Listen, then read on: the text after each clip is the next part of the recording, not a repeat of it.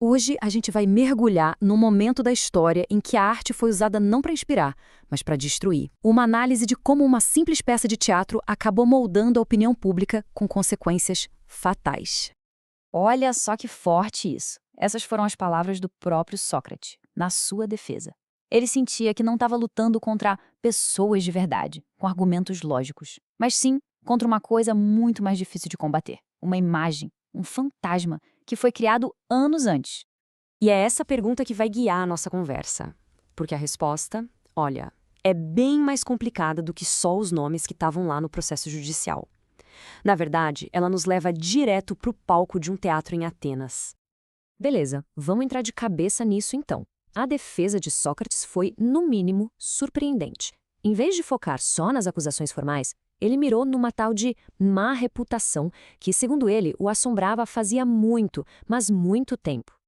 O que ele estava dizendo era o seguinte: a briga de verdade não era contra aquela queixa legal recente.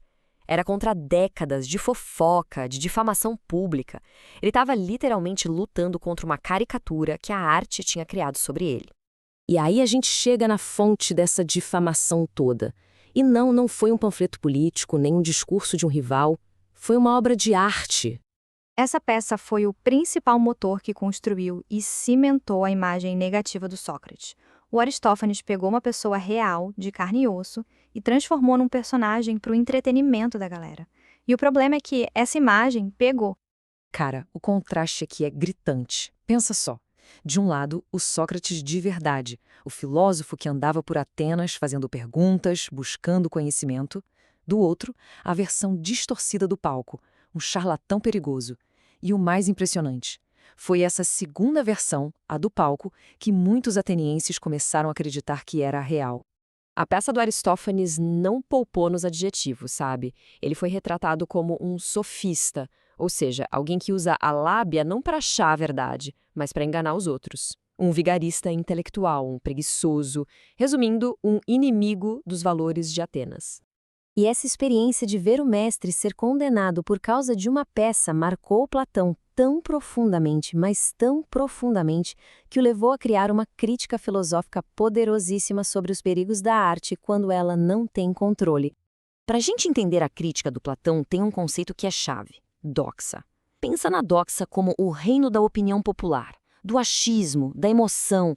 É aquele território onde os sentimentos se espalham e viram verdade muito antes da razão conseguir chegar para analisar. E Platão dizia que a arte opera justamente aí, na doxa, em vez de buscar o conhecimento de verdade, a episteme. Basicamente, a crítica do Platão se foca em 3 grandes perigos. Primeiro, a difamação, que foi exatamente o que aconteceu com Sócrates.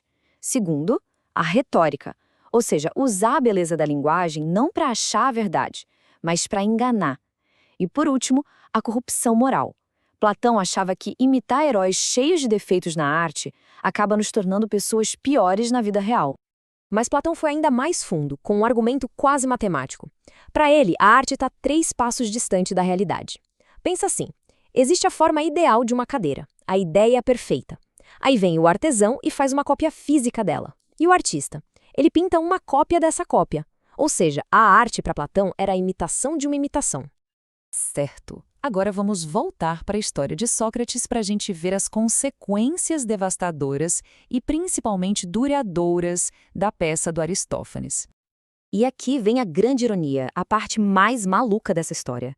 As Nuvens foi um fracasso de público. Foi encenada só 2 vezes e nem ganhou o festival de teatro para que foi escrita. Mas o veneno dela não precisava de popularidade para se espalhar. Essa linha do tempo mostra o efeito a longo prazo. A peça estreou em 423 a.C. 24 anos depois, em 399, Sócrates estava no tribunal e uma das acusações formais contra ele era praticamente uma cópia da piada que faziam na peça. A comédia virou uma acusação judicial. Então a lição aqui é brutal, né? O sucesso comercial de uma obra de arte não tem nada a ver com seu impacto cultural. Um estereótipo forte, memorável, pode muito bem sobreviver a um fracasso de bilheteria e envenenar a percepção pública por gerações.